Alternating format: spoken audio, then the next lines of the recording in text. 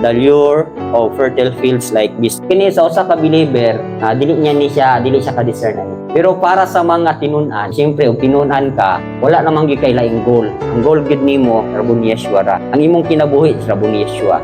Ang imong paglakaw rabon ni Yeshua. So wala nagyoy laing sa goal. Mura gid ang pagpangalagad. So muna nga siyempre ikaw nangalagad ka sa Elohim, na ay mga gitawag nato og temptation. Unsa ni nga temptation katong mga kailibgon sa mga fertile fields. Mga filter fields, mga job opportunities o mga negosyo o mga business.